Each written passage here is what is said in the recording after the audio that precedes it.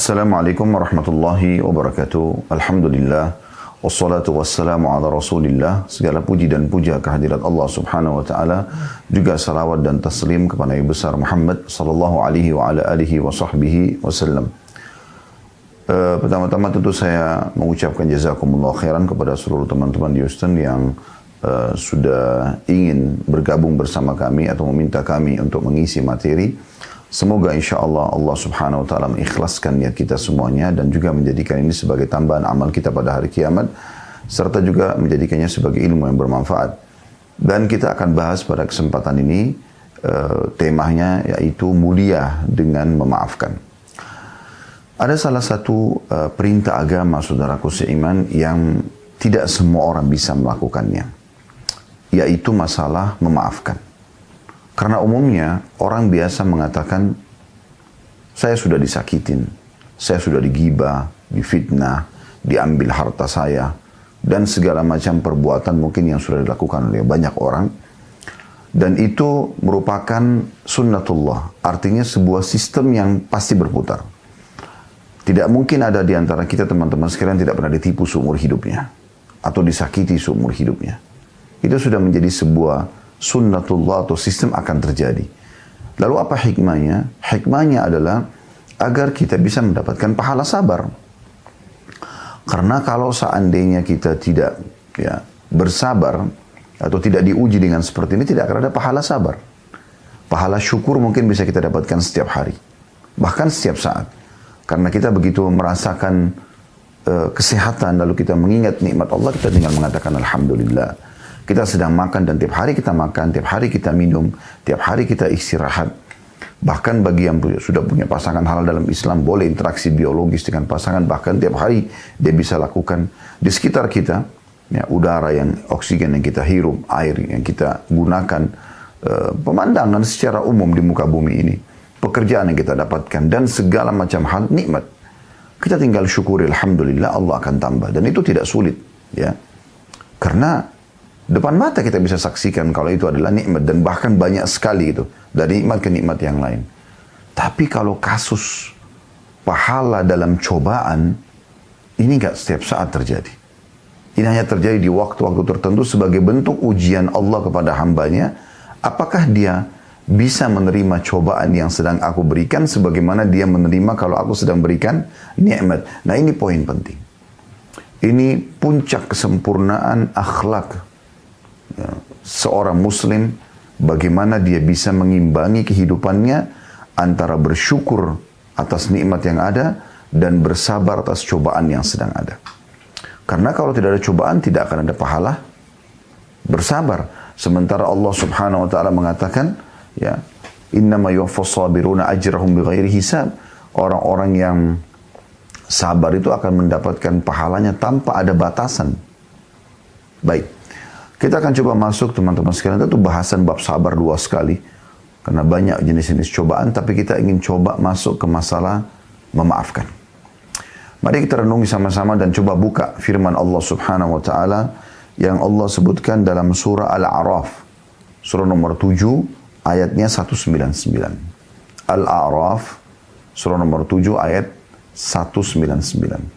Saya akan bacakan yang bunyinya, A'udzu billahi minasyaitonir rajim. Khudhil afwa wa'mur bil 'urfi wa'rid 'anil jahilin. Jadilah engkau pemaaf hai Muhammad dan suruh seluruh umatmu seperti itu. Dan suruhlah orang mengerjakan yang baik atau yang ma'ruf. Yang baik di mata Allah Subhanahu wa taala, serta berpalinglah dari orang-orang yang bodoh. Saksi bahasan kita adalah potongan ayat khudhil afwa.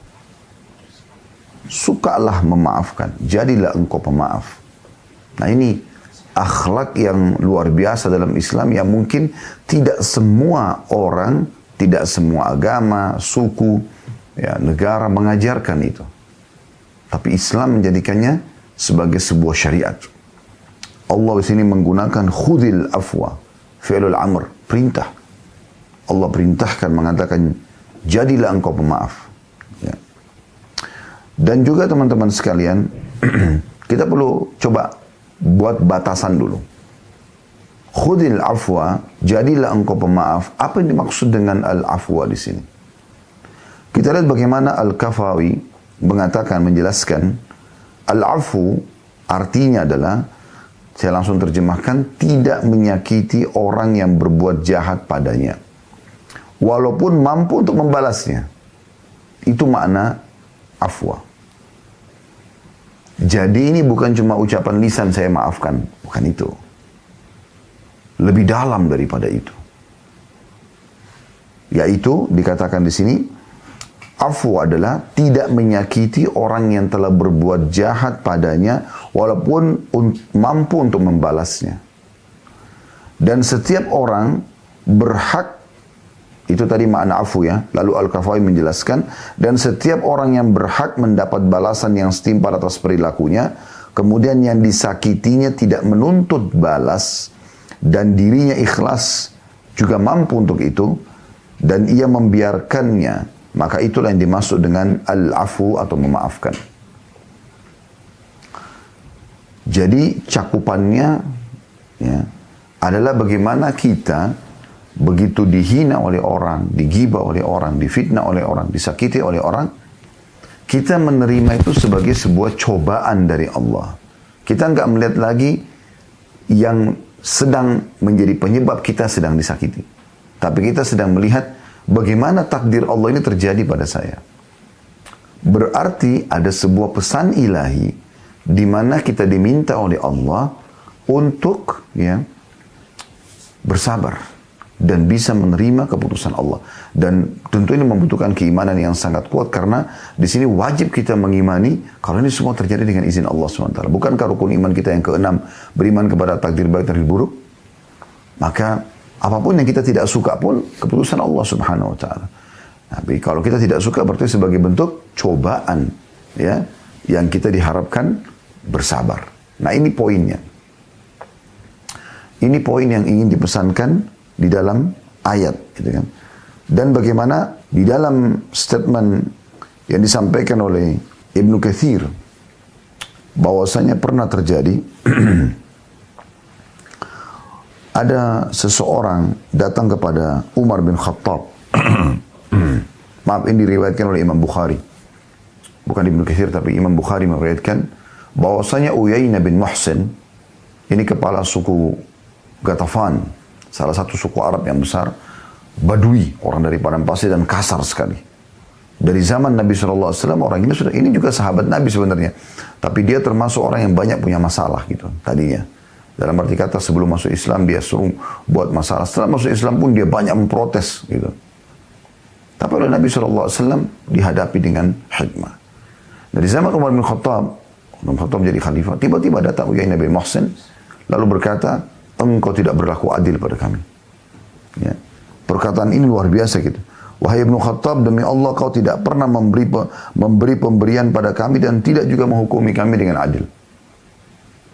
Ada orang datang langsung memprotes rajanya tanpa salam, tanpa menanyakan kabar, tanpa mengucapkan dulu kata-kata santun atau peringatan siapa, langsung tiba-tiba menyerang.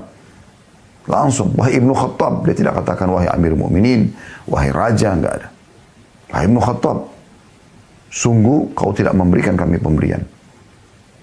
Dia mau maksudnya, ayo berikan saya banyak penghasilan negara mana gitu. Ya, padahal dia cuma masyarakat biasa. Kemudian dia mengatakan, engkau tidak berlaku adil. Tiba-tiba Umar bin Khattab marah sekali pada saat itu. Marahnya luar biasa gitu. Ya, karena manusiawi. Namun pada saat dia lagi marah gitu kan, budak dia ada seorang di sebelah Umar berkata, wahai Amir Mu'minin, ingatlah sesungguhnya Allah Ta'ala berkata pada Nabi Muhammad SAW, lalu dia bacakan surah Al-A'raf, surah nomor 7 ayat 199 tadi. A'udzu billahi minasyaitonir rajim, khudhil afwa wa'mur bil 'urfi wa'rid 'anil jahilin.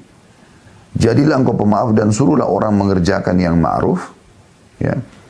Dan berpalinglah dari orang-orang yang bodoh. Jadi 3 rangkaian ini ya. Maafkan. Kemudian ingatkan dia supaya berbuat baik. Tak boleh orang seperti ini. Agama memerintahkan justru kita harus santun, ramah misalnya. Dan tinggalkan orang-orang bodoh. Berarti jangan balas kebodohan dia dengan kebodohan juga. Sehingga kualitas kita terlihat seperti kualitas dia. Teriak-teriak, kita juga teriak-teriak. Sama, orang akan lihat, oh sama. Tapi di saat orang teriak-teriak, orang marah-marah, orang mencaci maki Anda, di saat itu Anda tenang saja, Anda biasa saja, maka orang bisa menilai. Itu sudah sunnatullah.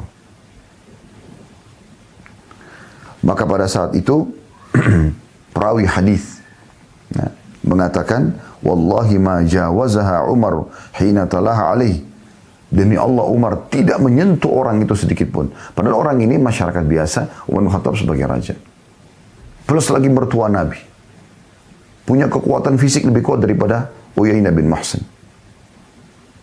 Tapi subhanallah, begitu dibacakan ayat ini, perawi mengatakan, demi Allah, Umar bin Khattab tidak menyentuhnya sedikit pun.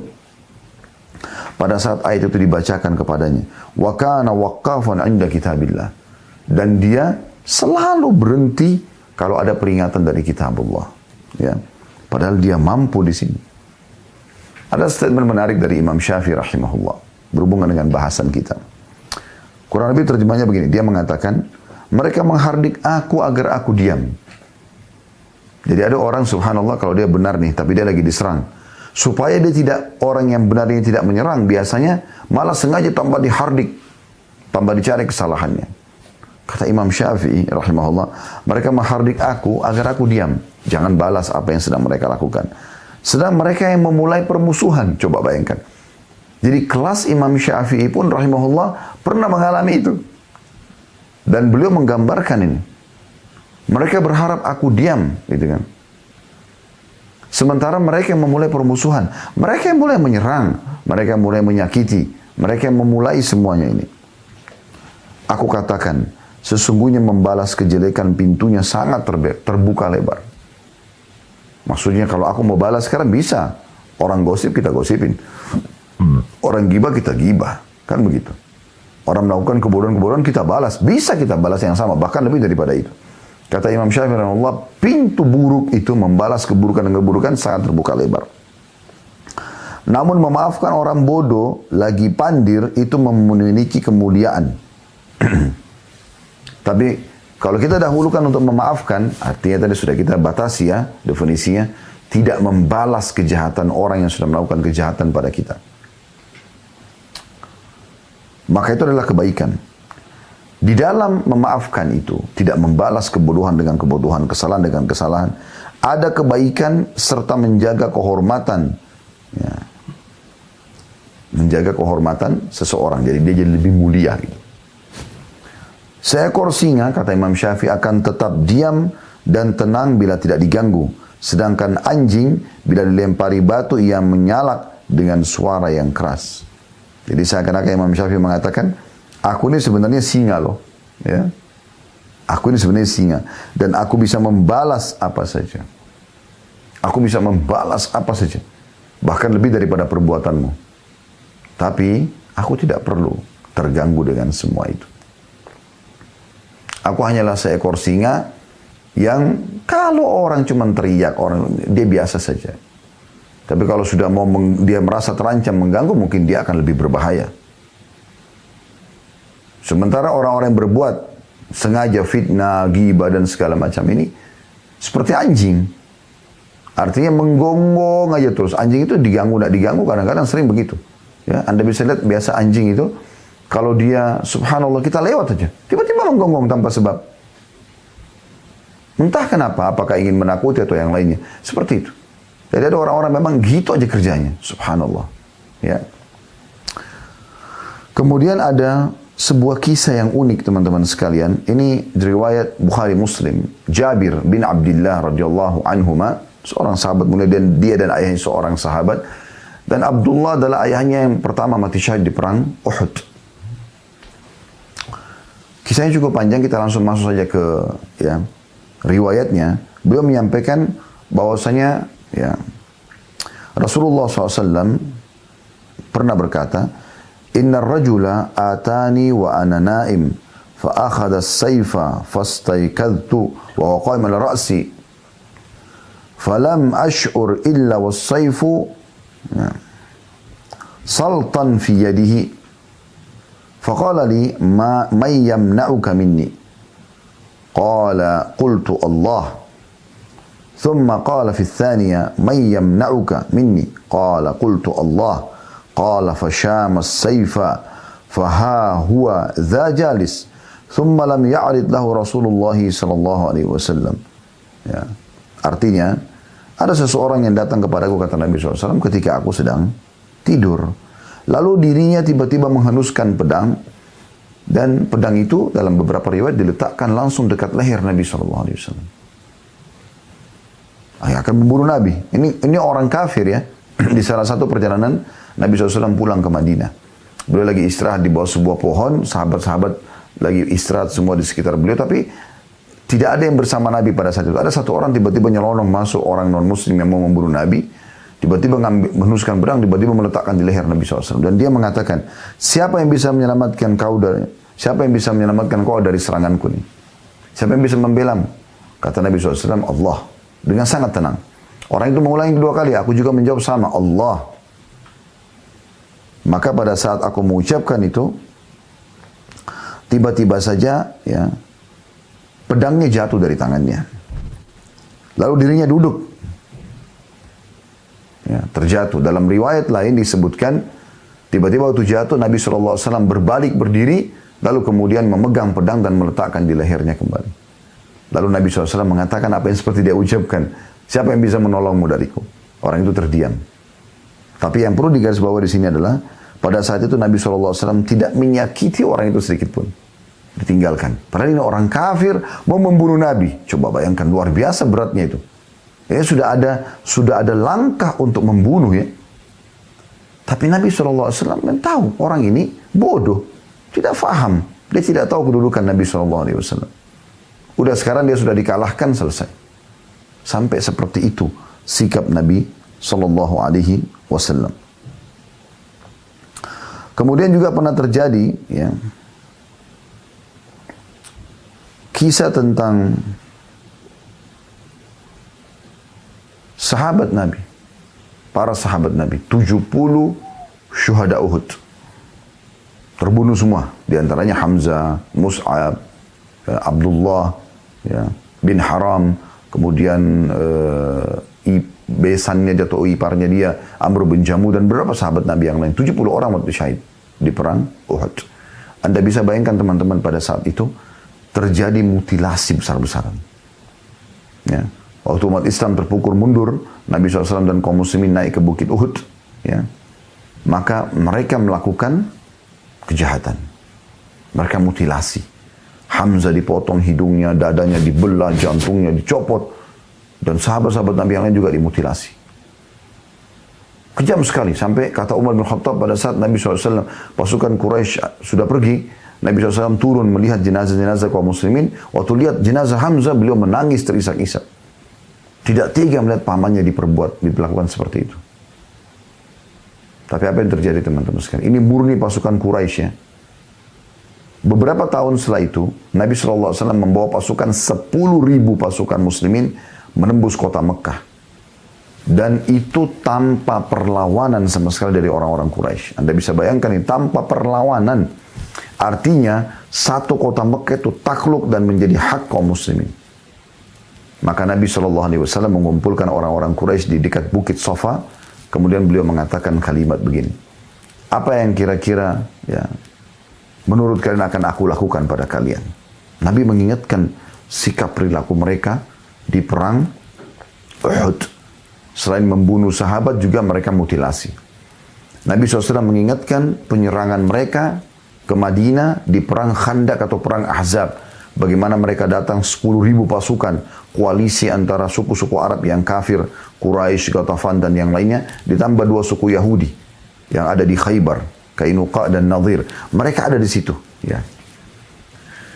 Dan mereka menyerang, mengepung Madinah 40 hari sekian, 40, kalau tidak salah 43 atau 44 hari kurang lebih ya tepatnya. Mengepung Madinah, dan mereka akan menghancur leburkan kaum muslimin pada saat itu dan menjadikan Madinah sebagai harta rampasan mereka. Namun gagal tentunya. Tapi pada saat itu sudah menakut-nakuti masyarakat Madinah dan segala macam. Sekarang Nabi SAW dan muslimin balik menyerang mereka. Coba bayangkan, balik menyerang mereka. Dan sudah dikuasai Mekah. Artinya secara umum ya, pasukan-pasukan seperti ini pasti akan membabi buta. Kalau Anda baca sejarah peperangan dunia, maka kalau sudah pernah diserang kemudian mereka berhasil menyerang balik dan memenang, habislah pasukan musuh itu. Habis sudah, dibantai membabi buta gitu. Ya. Tapi Nabi SAW pada saat itu mengatakan, pergilah, kalian bebas semuanya. Semuanya dibebaskan. Silakan pergi. Plus lagi, ya, Nabi SAW tidak menjadikan rumah-rumah mereka atau mereka sebagai ganiman dari rampasan perang. Semua milik mereka. Sampai waktu Nabi SAW mau menyerang kota Taif, ya, dan ada peperangan Hunain setelah pembebasan kota Mekah, ya, di lembah Hunain, jarak antara Mekah sama Taif, gitu, ya, yang dimenangkan oleh kaum muslimin, itu Nabi SAW butuh pedang banyak karena 10.000 pasukan sudah punya senjata, cuman ada 2.000 orang baru masuk Islam ingin bergabung bersama pasukan Nabi SAW. Waktu itu Safwan bin Umayyah bin Khalaf, orang masih dalam keadaan kafir dan ini benci sekali dengan Islam. Ayahnya Umayyah bin Khalaf yang meninggal terbunuh di perang Badr.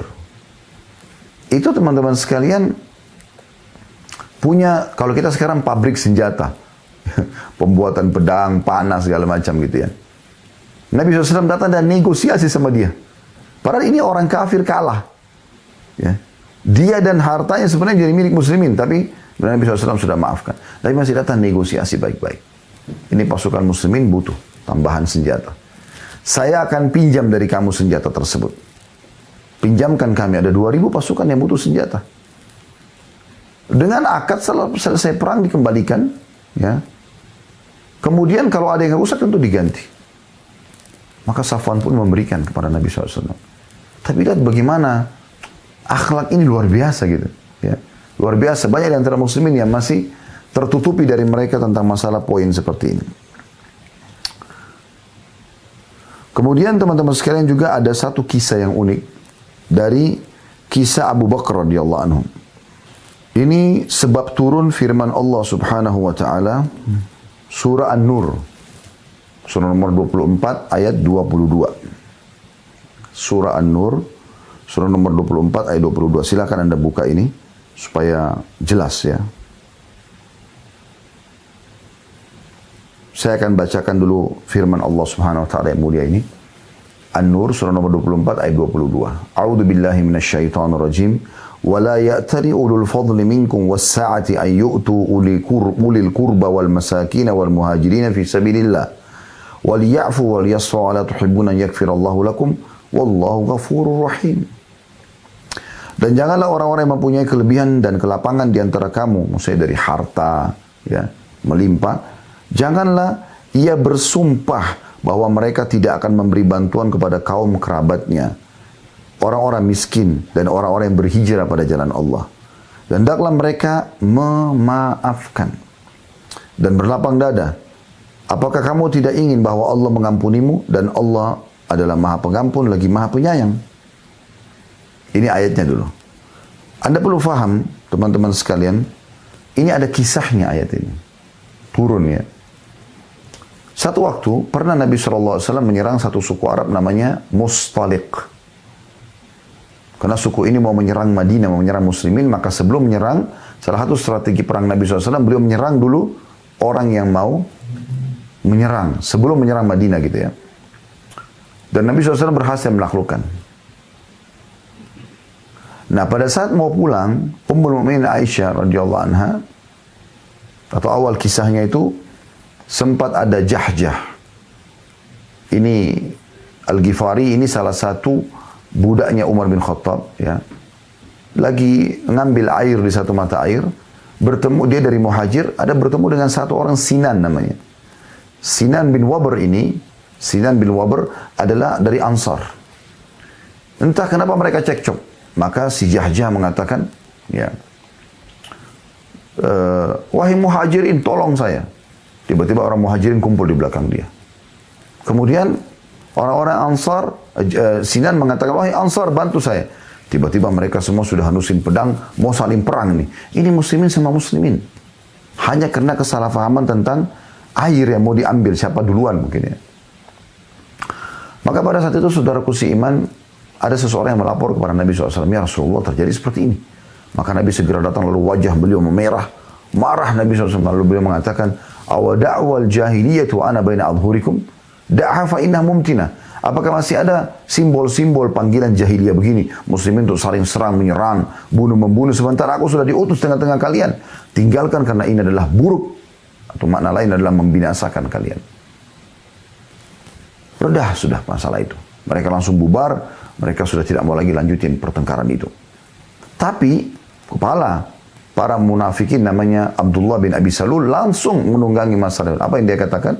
Dia katakan bahwasanya, inilah kalian wahai orang-orang Ansar, dia kumpulkan sukunya, suku Khazraj. Ya. Inilah ya, perbuatan kalian.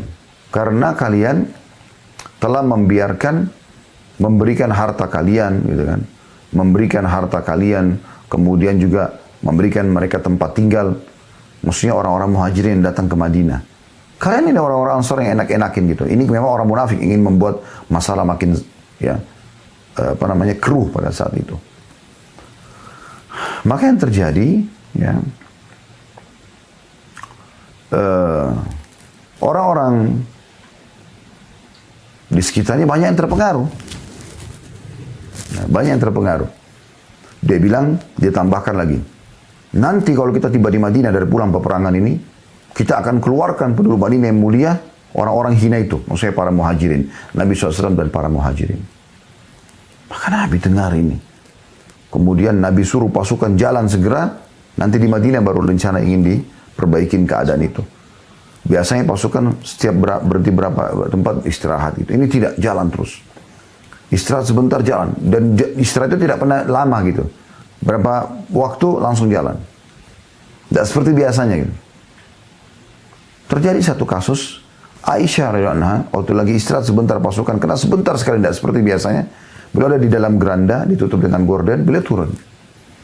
Ingin menyelesaikan hajatnya, maaf, buang air kecil di padang pasir. Waktu beliau kembali, pasukan sudah jalan. Beliau tidak tahu harus buat apa. Nabi SAW mengutus satu orang sahabat namanya Safwan. Safwan ini teman-teman sekalian tugasnya dia kalau pasukan sudah tidak nampak lagi, dia jalan dan menyisir lokasi perang itu. Menyisir lokasi perang itu. Dia cari coba. Ya. Ada nggak ya di situ pedang yang jatuh, perisai, bejana air atau apalah gitu. Ya. Nah, waktu dia lihat Aisyah, dia kaget. Dia mengatakan, innalillahi wa inna ilaihi rajiun. Dia dekatkan untanya. Kemudian Aisyah disuruh naik.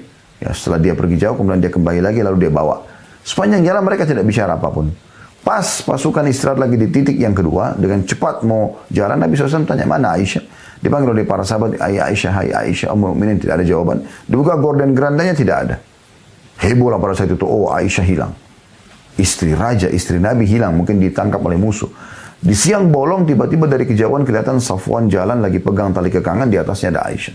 Maka Abdullah yang tadi ya, dia kecewa. Kenapa? Karena perkataan dia tadi itu rupanya didengar oleh suku-sukunya. Ada satu namanya Zaid bin Arqam radhiyallahu anhu. Anak ini masih muda. Dia dari sukunya Abdullah. Dia dengar, dia nggak suka ini. Dia laporkan kepada pamannya, pamannya laporkan ke Nabi SAW. Nabi cross check kepada Abdullah, dia bersumpah, demi Allah tidak, saya tidak ucapkan itu. Dia bohong gitu, ya. Dia bohong. Maka Zaid pun terpukul pada saat itu. Bagaimana saya sudah jujur tapi ya dibalik fakta oleh orang ini. Abdullah bin Abi Salul salah satu pimpinan suku Khazraj itu. Dituakan akhirnya seakan-akan pendapat Abdullah yang benar. Jadi dia tidak pernah ucapkan itu tadi ya. Dia tidak pernah ucapkan perkataan yang mengatakan ya kalian orang Ansar yang banyak memberikan muhajirin tempat tinggal, harta kalian, dan nanti kalau kita pulang ke Madinah, penduduk Madinah yang mulia akan mengusir mereka, orang-orang hina itu maksudnya para muhajirin, Nabi SAW dan para sahabat. Maka waktu Zaid melaporkan kepada pamannya dan pamannya sampaikan kepada Nabi SAW, Nabi cross check kepada Abdullah, Abdullah bersumpah tidak, demi Allah saya tidak ucapkan. Zaid itu nggak benar itu. Maka Nabi SAW waktu itu melihat Abdullah lebih tua, Zaid masih muda, maka Nabi SAW cenderung dengan pendapat Abdullah. Sampai Allah turunkan firman-Nya ayat pertama surah Al-Munafiqun. A'udzubillahi minasyaitonir rajim. Ya. Idza ja'akal munafiquna qalu nashhadu innaka la rasulullah. Kalau orang munafik datang kepada Muhammad, mereka mengatakan, kami bersaksi kau adalah utusan Allah. Allah ya'lamu innaka la rasuluh. Allah tahu kalau kau adalah utusannya. Allah yashhadu innal munafiqina lakadzibun. Dan Allah bersaksi orang-orang munafik itu pendusta. Maka langsung Nabi SAW panggil Zaid lalu mengatakan, Allah telah membelamu. Kau telah benar gitu. Maka karena Abdullah bin Abi Salul merasa diri malu, bermarukan, dia tidak mau ya, itu terus menyebar dengan muslimin. Kalau dia telah melakukan, dia telah dusta gitu kan. Dan banyak di antara muslimin termasuk dari sukunya sendiri yang marah sama dia. Kok bisa dia mau mengusir Rasulullah SAW? Tidak masuk akal ini. Maka dia pada saat kita kembali ke kisah tadi, dia lihat dari kejauhan Safwan jalan pegang tali kekangan unta, ada Aisyah di atasnya, maka dia pun mengatakan, ya, bagaimana bisa laki-laki sama perempuan berdua tidak terjadi apa-apa? Dia tidak terus terang bilang zina, tapi dia sebarkan. Tersebarlah itu. Kalau di pasukan, kalau Aisyah telah berzina sama Safwan, Anda bisa bayangkan luar biasa ini. Ya. Dan pada saat itu, ada 3 orang sahabat mulia yang termakan gosip itu. Dan ini orang-orang dekat semuanya. Hassan bin Thabit, radhiyallahu anhu, ini penyair Nabi, sudah tua. Bahkan lebih tua dari Nabi 7 tahun. Ya. Tapi termakan dan dia juga ngomong. Terus Hamna binti Jahash. Ini ipar Nabi. Saudarinya dia bernama Zainab binti Jahash, istri Nabi. Kemudian yang ketiga adalah, ini yang jadi saksi bahasan kita. Ada yang mengatakan namanya Musli bin Abi Musli, ada yang mengatakan Mishtah bin Uthathah, radhiyallahu anhu. Sebenarnya ini sahabat hadir di Badr. Ya. Mistah ini hadir di Badr dan orang Badr ini dapat jaminan surga gitu. Tapi subhanallah di saat itu kemakan gosip. Nah, dia punya kisah unik di sini. Ya. Tentu kisah tentang fitnah tentang zinanya Aisyah sama Safwan ini sudah kami sering sampaikan di beberapa pengajian. Anda bisa kembali nanti. Saya ingin langsung masuk ke inti bahasan karena melihat waktu kita tentunya. Maka pada saat itu Mistah ini termasuk yang menyebarkan gosip itu. Waktu Abu Bakar tahu, Abu Bakar selama ini membiayai hidupnya Mistah ini. Membiayai hidupnya. Jadi selama ini karena dia miskin, Abu Bakar penuhi semua kebutuhannya. Abu Bakar marah. Kok orang seperti kamu hadir di Badr, bahkan sepupunya Aisyah lagi posisinya. Hubungan kekerabatan. Dan Abu Bakar membiayai. Masih bisa gosipin Aisyah dan tidak benar lagi. Gosip dalam kondisi benar pun tidak boleh itu menyebarkan aib, ghibah namanya. Apalagi kalau tidak ada ini fitnah lebih besar lagi dosanya. Maka Abu Bakar mengatakan, demi Allah saya tidak akan bantu lagi kamu mulai sekarang. Subhanallah. Di sini Abu Bakar, bayangkan teman-teman sekalian, pantas untuk marah. Bagaimana tidak? Anaknya yang sudah harum namanya menjadi istri Nabi digosipin berzina, walaupun dalam surah An-Nur Allah turunkan pembelaan terhadap Aisyah radhiyallahu anha. Gitu kan. Setelah kejadian itu ya. Dan yang menggosipin, beliau tidak marah dengan Hamna binti Jahash. Beliau tidak marah dengan Hassan bin Thabit. Karena ini orang yang tidak ada hubungan kerabat dengan Abu Bakar. Tapi, ya, Mistah ini adalah sepupu Aisyah. Dan dia kenapa gosipin? Pas lagi dia dibiayai hidupnya oleh Abu Bakar. Maka Abu Bakar marah, mengatakan, demi Allah, mulai sekarang saya tidak akan membiayai kau lagi. Maka gara-gara perkataan ini, teman-teman sekalian, turunlah surah An-Nur tadi. Saya baca kembali terjemahannya ya. Kita lihat surah An-Nur ayat 22 ya. Dan janganlah orang-orang yang mempunyai kelebihan dan kelapangan di antara kamu. Maksudnya Abu Bakar di sini. Bayangkan saking mulanya Abu Bakar, turun ayat Allah sebutkan. Janganlah orang-orang yang punya kemampuan di antara kalian, ya, bersumpah bahwa mereka tidak akan memberi bantuan kepada kaum kerabatnya. Turun kepada Mistah. Ya tadi sudah gosipin Abu Bakar. Aisyah berzina. Orang-orang miskin dan orang-orang yang berhijrah pada jalan Allah. Dan hendaklah mereka memaafkan. Lalu apa keutamaannya kalau kita maafkan orang? Allah sebutkan sini tentang sikap Abu Bakar. Kalau kau maafkan hai Abu Bakar, maka Allah mengatakan, tidakkah kalian ingin Allah mengampunimu atau memaafkanmu? Dan Allah maha pengampun lagi maha penyayang. Waktu turun ayat ini Abu Bakar tidak pakai nunggu. Langsung dia mengatakan, iya demi Allah. Ya. Sesungguhnya, aku akan memaafkan. Dan dia datang kepada Mistah lalu mengatakan, saya akan membiayai kau selamanya.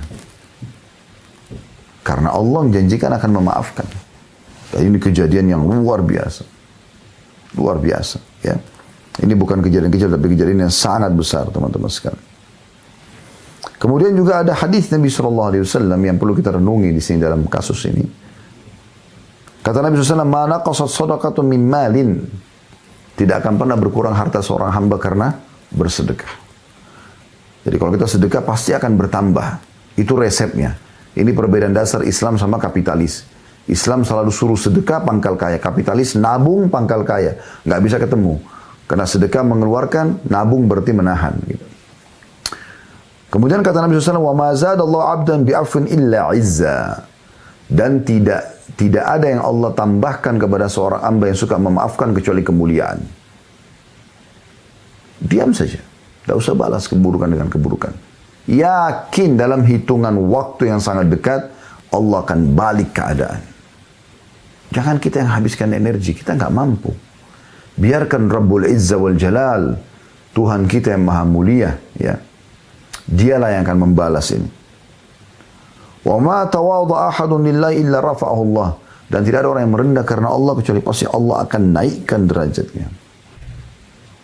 Nah, ini luar biasa gitu.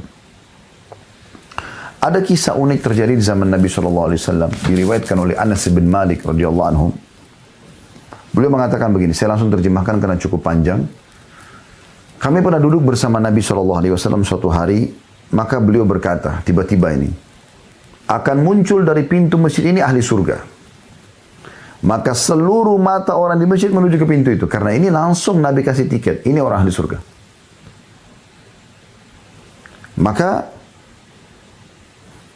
muncullah seseorang dari Ansar. Tidak disebutkan namanya di sini. Ya. Jenggotnya masih basah karena terkena air wudhu. Sambil menggantungkan kedua sandal di tangan kirinya. Tidak terlalu dikenal. Maka para sahabat mengatakan, oh ini mungkin mukjizat Allah kepada Nabi Muhammad SAW.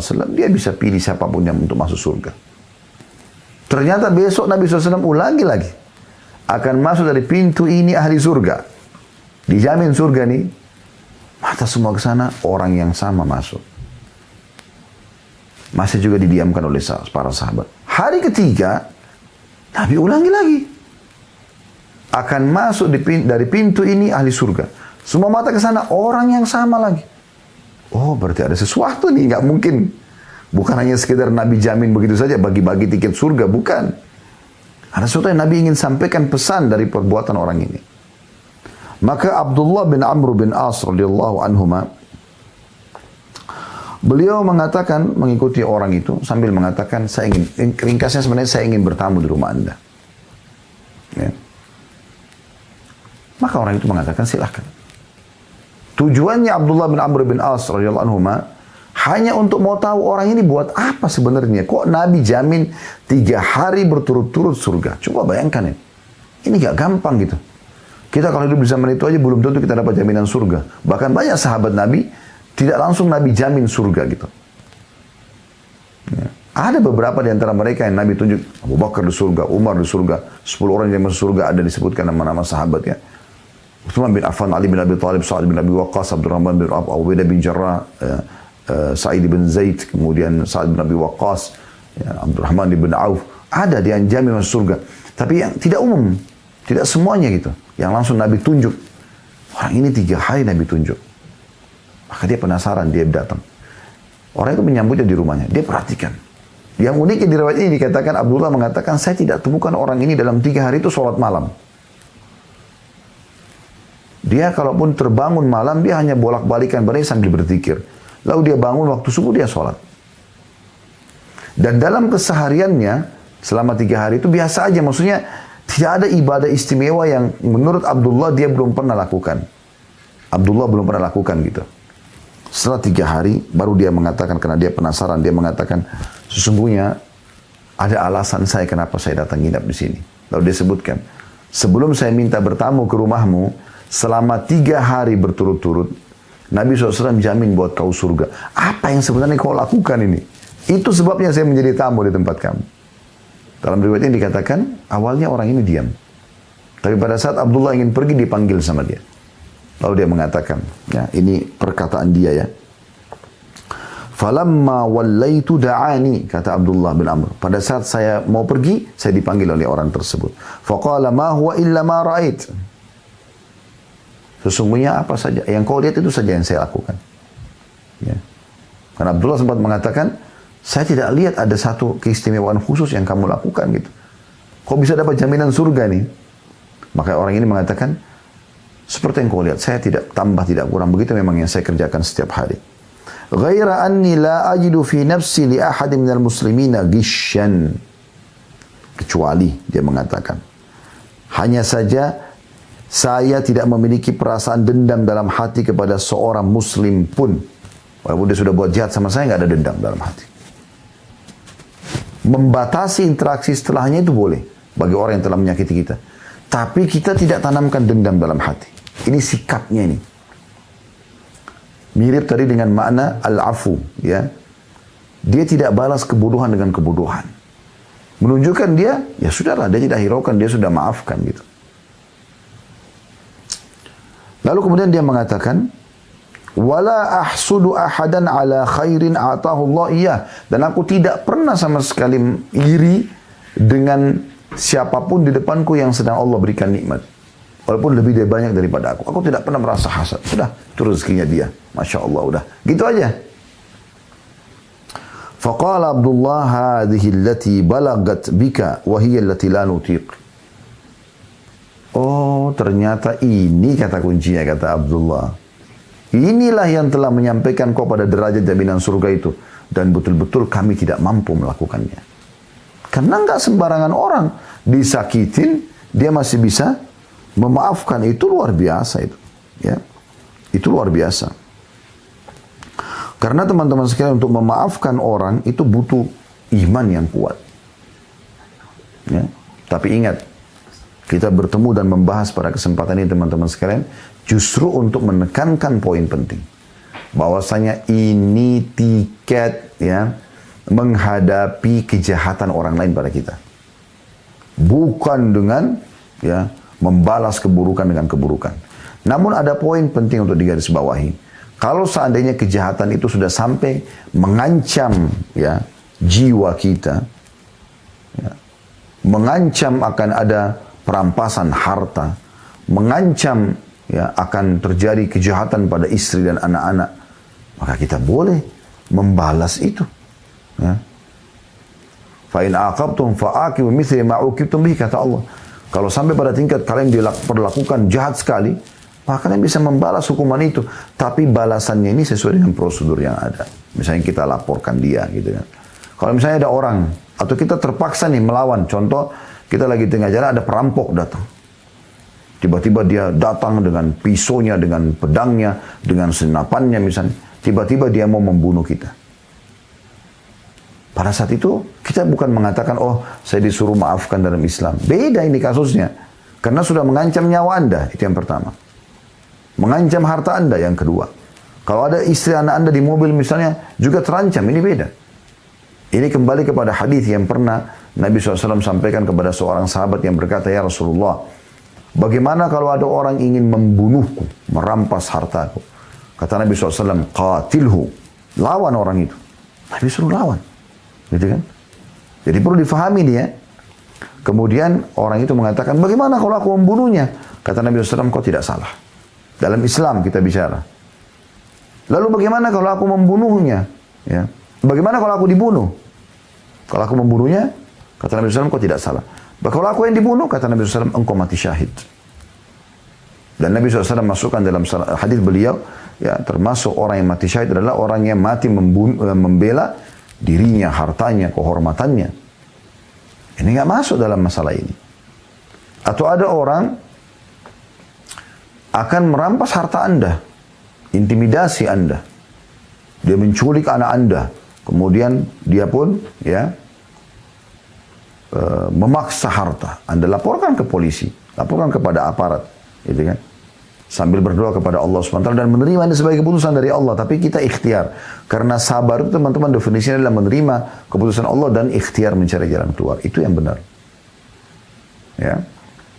Itu juga terancam misalnya ada pencuri masuk ke rumah. Dia bisa memerkosa istri kita, bisa mengganggu, membunuh anak kita, bisa mengambil harta, bahkan bisa membunuh kita. Lalu kita lawan dia. Itu nggak ada kesalahan di situ. Maka ini poin juga perlu digarisbawahi. Maka memaafkan ini contoh misalnya, orang gosipin, orang fitnah, ya, orang mencari-cari kesalahan Anda, ya sudahlah. Dalam Islam anggap biasa saja.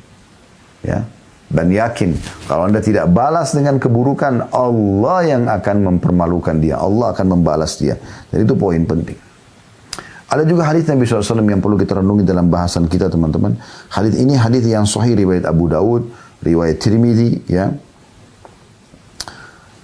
Yang berbunyi, ya, kata Nabi SAW, wa in imru'un syatamaka, ya, wa ayyaraka bima ya'lamu fika, fala tu'ayyirhu bima ta'lamu fihi, fa innama wabala dzalika alaihi. Artinya, jika ada seorang menghinamu, perhatikan ini sabda Nabi, bukan perkataan saya. Jika ada orang menghinamu, ya. Mungkin teman-teman sekarang yang di Amerika yang sedang ikut misalnya, ada orang yang rasis, menghina kita, mungkin kena berbeda, bukan orang bule, kita orang Indonesia misalnya. Atau yang sejenisnya lah, menghina. Atau karena jabatannya lebih tinggi. Atau, ya. Kata Nabi SAW, jika ada seorang yang menghinamu dan mempermalukanmu, wa'ayyaraka, mempermalukan dengan sesuatu yang ia ketahui ada padamu, menurut dia itu salah. Kata Nabi SAW, maka janganlah engkau membalasnya dengan sesuatu yang kau ketahui ada padanya. Jangan kau balik lagi balas dia. Dia gosipin kamu, kamu balik gosipin dia sebenarnya. Sebab kamu tahu sebenarnya rahasianya dia. Enggak, bukan begitu caranya. Kata Nabi SAW. Akibat buruk, biarlah ia yang menanggungnya. Artinya, akan ada akibat buruk dari perbuatan yang dia lakukan itu. Nah ini poin harus diperhatikan. Jadi Nabi SAW ya, mengajarkan ketika kita dipermalukan, dihina, maka kita tidak perlu balas dengan menghinakan juga dan mencela orang tersebut. Walaupun kita tahu kekurangan yang ada padanya, kita bisa korek seperti tadi perkataan Imam Syafi'i. Terbuka lebar pintu untuk membalas kejahatan dengan kejahatan. Tapi memaafkan orang bodoh, tidak membalas sikap dia, itu adalah sikap yang mulia dan kebaikan.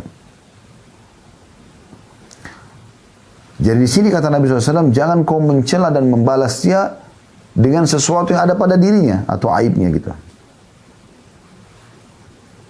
Karena sebenarnya maknanya ini ya, apa yang dia lakukan sedang mencerminkan tentang siapa dia, dan apa yang kau lakukan mencerminkan tentang dirimu. Maksudnya gini, ya, saya tadi sudah sedikit singgung, saya berikan gambaran lebih luas lagi. Kalau misalnya ada orang mau menjatuhkan Anda, menjelekkan Anda segala macam, kalau Anda tidak balas dia, Allah punya cara memperlihatkan pada orang di sekitar Anda kualitas dia, oh ini penghina ini.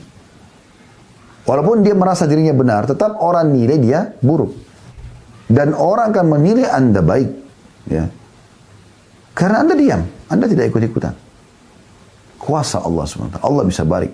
Sudah itu sistem, gak akan pernah berubah. Gak akan pernah berubah. Kalau Anda balas keburukan dengan keburukan, maka akan terjadi hal yang besar. Ya. Hal yang tidak baik. Syekh Utsaimin rahimahullah punya statement yang menarik. Beliau membahas tentang hadis tadi yang kita baru bahas itu ya. Beliau mengatakan, dari hadis ini, hendaklah setiap orang memiliki sifat mudah memaafkan yang lain. Tidak semua isu yang sampai ke telinganya ia terima mentah-mentah. Lantas ia membenci orang yang menyuarakan isu yang tidak menyenangkan tersebut. Hendaklah setiap orang memiliki sifat pemaaf. Karena Allah memiliki sifat mulia tersebut. Allah kan afu, ghafur, maha pengampun, maha pemaaf. Ya. Karena ya, Allah sangat menyukai orang yang memiliki sifat mulia itu. Yang mudah memaafkan yang lain. Lantaran itu ia akan diberi ganjaran karena jika dibalas dengan saling mempermalukan dan menjatuhkan, pasti konflik yang terjadi tak kunjung usai. Permusuhan akan tetap terus ada. Jika malah dibalas dengan diam, maka rampunglah perselisihan yang sedang berkecamuk. Ini beliau jelaskan dalam syarah Riyadhus Shalihin beliau, jilid 4 halaman 297. Itu juga Allah ingatkan. Kalau ini orang-orang yang melakukan seperti ini, menyerang Anda segala macam, ini orang bodoh dalam pandangan agama. Kalau dia pintar, dia tahu agama, dia tidak akan mungkin menyerang orang, karena dia tahu menyerang orang itu dilarang dalam agama. Tidak boleh gitu. Beda halnya kalau ada orang jahat, kemudian orang jahat ini memang dia mau merampok bank, dia mau merampok rumah orang, dia mau membunuh orang, dia mau memerkosa. Anda laporkan itu beda. Bukan itu yang dimaksud. Ya. Tapi kalau ada orang, apa saja dari Anda pasti dijadikan sebuah masalah. Seakan-akan dia bangun tidur sampai tidur lagi hanya cari kesalahan Anda saja. Apa yang Allah katakan dalam surah Al-Furqan? Perhatikan, buka surah Al-Furqan ayat 63. A'udzu billahi minasyaitonir rajim. Wa idza khatabahumul jahiluna qalu salama. Apabila ini hamba-hamba Allah yang sangat disayangi oleh Allah, ibadur rahman.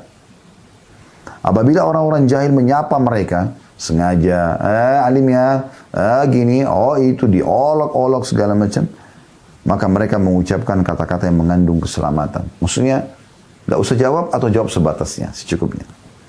Syekh Muhammad mengatakan, bin Utsaimin, makna daripada ya apa yang dimaknakan atau disebutkan dalam surah Al-Furqan ayat 63 ini, beliau mengatakan, jika ada orang jahil mengejek, maka balaslah dengan mengucapkan doa kebaikan untuknya. Bahkan semisal engkau mengucapkan jazakallahu khairan.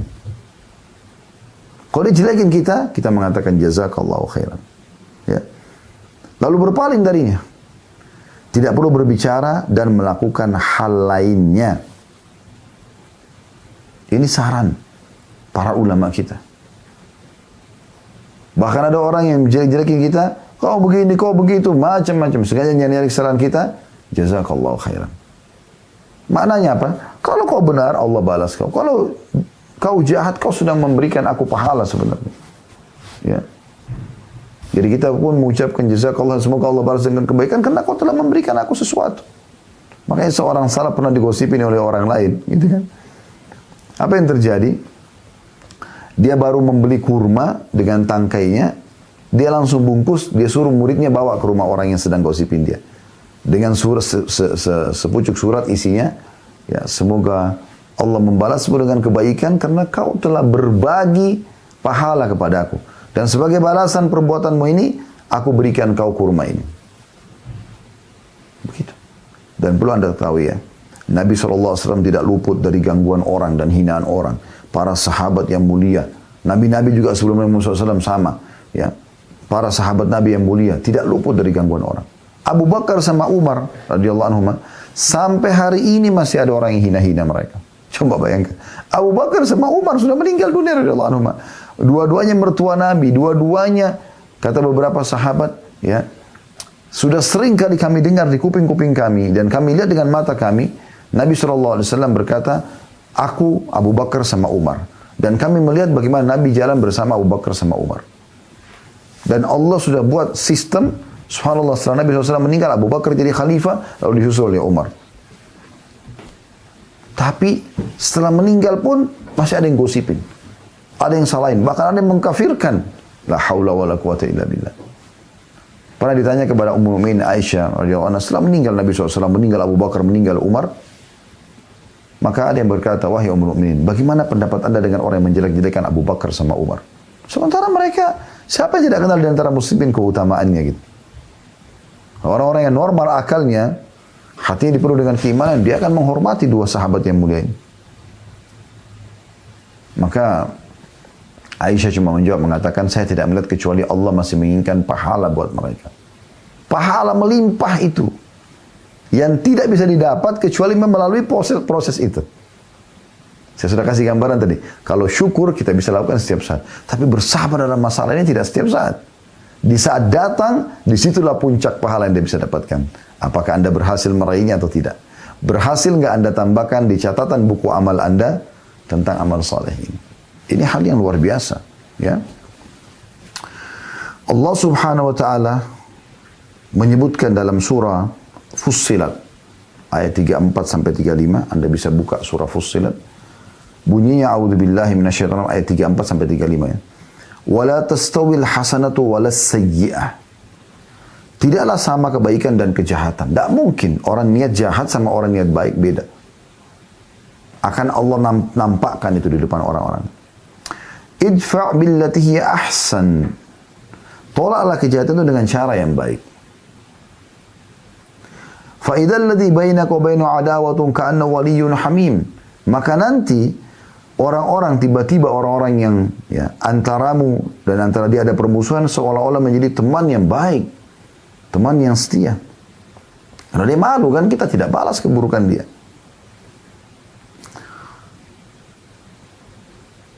Lalu kata Allah, wa ma yulaqqaha illa alladziina sabaru wa ma yulaqqaha illa dzu hadzin 'adzim.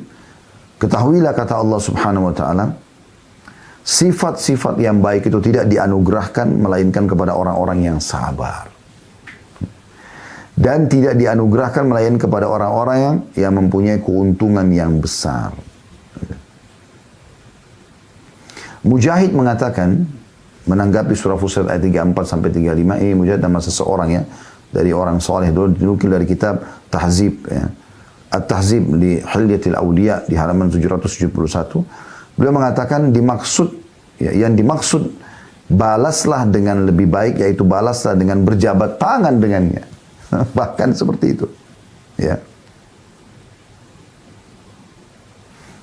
Ibnu Abbas berkata radhiyallahu anhuma, Allah memerintahkan pada orang beriman untuk bersabar ketika ada yang membuat marah, membalas dengan kebaikan jika ada yang buat jahil, dan memaafkan ketika ada yang buat jelek. Ya.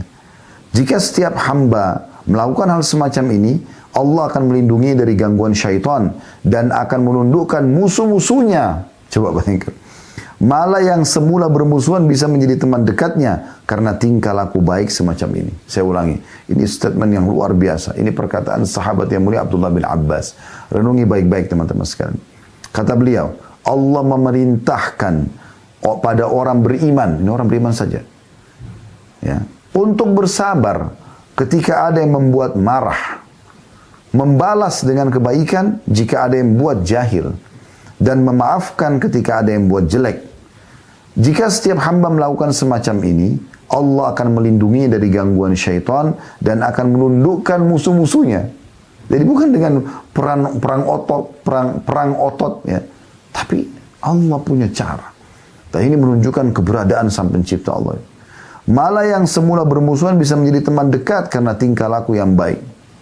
Ibnu Katsir rahimahullah menjelaskan dalam tafsir Quran Al-Azim, tafsir beliau masyhur, jilid 6 halaman 529 sampai 530, yang artinya kurang lebih, namun yang mampu melakukan seperti ini adalah orang-orang yang memiliki kesabaran, karena membalas orang yang menyakiti kita dengan kebaikan adalah suatu yang berat bagi setiap jiwa. Tapi kalau ada modal keimanan, kita lakukan itu. Dan Allah menyebutkan dalam surah Asy-Syura, ini pelajaran. Ya. Dan kita tutup dengan ini insyaAllah. Surah Asy-Syura ini berbunyi ayat 40. A'udzu billahi minasyaitonir rajim, faman 'afa wa aslaha fa ajruhu 'ala Allah. Barang siapa yang memaafkan dan berbuat baik, maka pahalanya adalah tanggungan Allah. Allah akan balas. Pahalanya akan Allah balas ya. Saya ingin menutup juga dengan, coba kita buka sama-sama surah Al-Imran, surah nomor 3 dalam Al-Quran, ayat 133 dan 34 ya. Kita tutup dengan ini insyaAllah. Setelah ini kalau ada pertanyaan silahkan.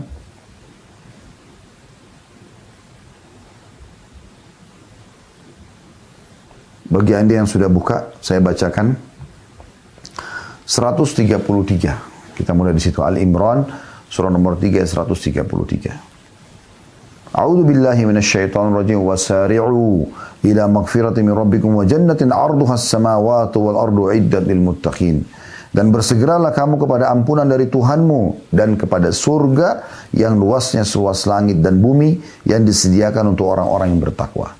Segera, mumpung hari ini masih ada umurmu hai saudaraku, maka hari ini beramal salehlah.